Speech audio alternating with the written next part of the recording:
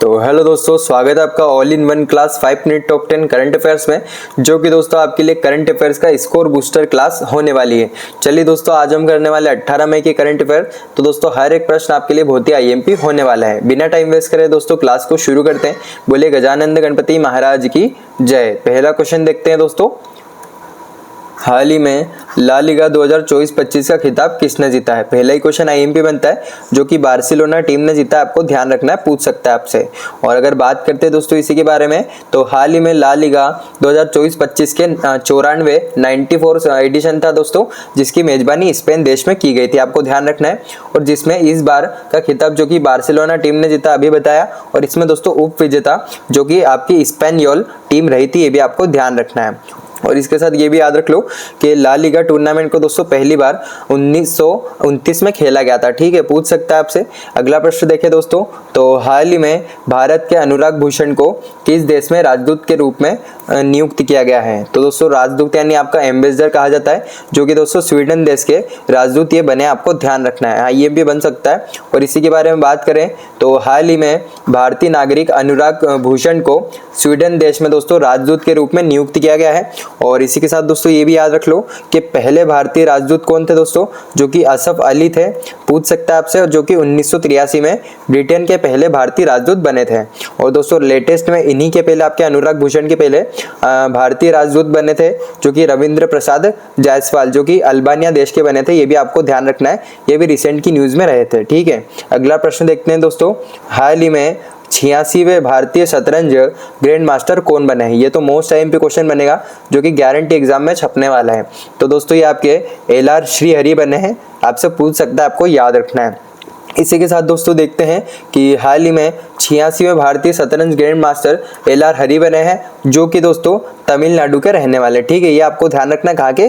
तमिलनाडु के रहने वाले हैं। और इसके पहले दोस्तों 85वें नंबर के ग्रैंड मास्टर भी याद रख लो, जो कि पी श्याम निखिल बने थे। ये भी आपसे पूछ सकता है। ठीक है, और अगर देखें दोस्तों आपके Pune FIDE women's grand prix 2025 में दोस्तों कोनेरू हम्पी, जो कि अभी इसका आयोजन किया गया था, कोनेरू हम्पी इसमें विनर रही थी। और ये भी याद रख लो दोस्तों टाटा स्टील, जो कि चेस मास्टर 2025 में आर प्रज्ञानंदा विनर रहे थे। और फिड चेस वर्ल्ड कप 2024 में जो कि डी गुकेश विनर रहे थे। सभी आपके लिए आईएमपी प्रश्न बनते हैं। तो दोस्तों अगला प्रश्न देखें। हाल ही में एडवेंचर एंकर अंकिता को लॉन्च किया गया है। अब ये अंकिता कौन है भाई, इसको लॉन्च कैसे कर सकते हैं? तो दोस्तों ये रही आपकी अंकिता। अब आपके माइंड में आ रहा होगा कि यार ये लड़की को कौन लॉन्च कर सकता है, तो मैं आपको बता दूं ये लड़की नहीं है, ये एक रोबोट है ना। हो सकता है लोगों का दिल टूट जाए, पर क्या है जो सही है वो तो बताना पड़ेगा। और अगर बात करें कहाँ पर इसको लॉन्च किया है, असम में इसको लॉन्च किया है। और दोस्तों हो सकता है कि आपके पास टाइम हो तो मिल आना इससे आपकी इच्छा पूरी कर लेना। और इसी के साथ देखें दोस्तों, असम के मुख्यमंत्री हिमंत बिस्वा शर्मा ने एआई संचालित वर्चुअल न्यूज एंकर, ये न्यूज एंकर है, जो कि अंकिता का अनावरण किया है। और इसी के साथ दोस्तों असम न्यूज में रहता है, ये भी याद रख लो, जो कि ऐतिहासिक झूमर समूह यहाँ पे उद्घाटन किया गया था।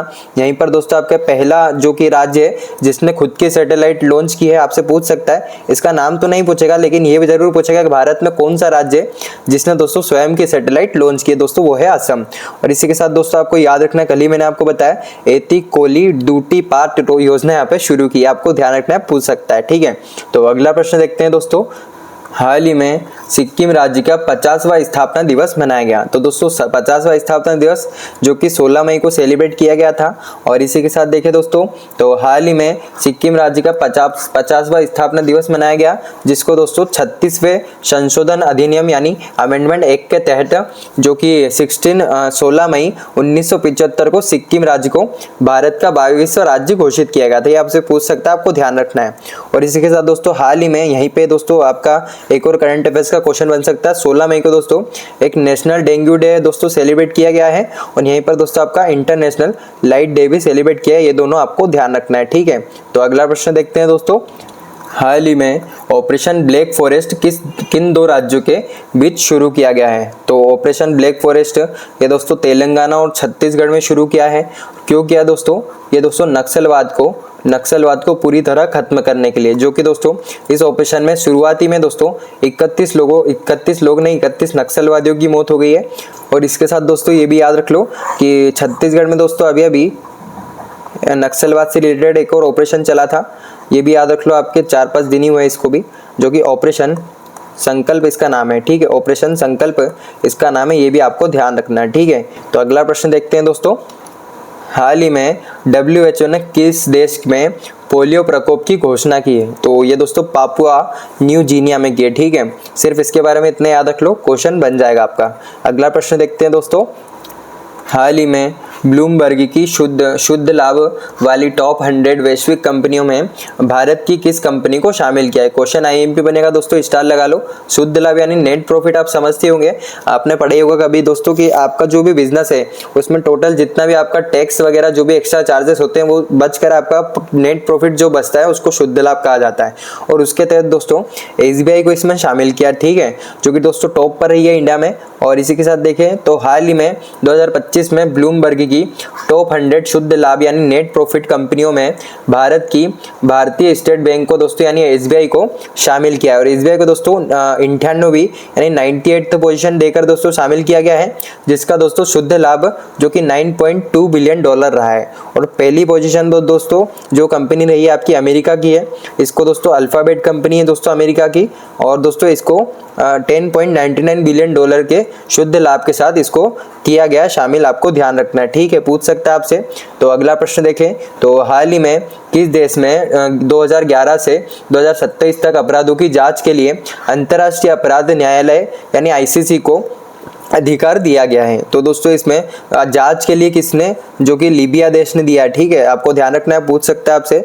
अगला प्रश्न देखिए दोस्तों, भारत सरकार ने विमानन क्षेत्र में ग्राउंड हैंडलिंग सेलेबी कंपनी पर प्रतिबंध लगाया है। दोस्तों किस देश की कंपनी है? ये दोस्तों एयरपोर्ट का जो भी ग्राउंड लेवल का काम होता था वो यही कंपनी संभालती थी, जो कि तुर्की देश की थी, ठीक है। अब दोस्तों भारत ने इसको बैन कर दिया, उसका रीजन भी याद रख लो, क्योंकि दोस्तों पाकिस्तान का साथ दोगे तो बैन तो तुमको किया ही जाएगा ना।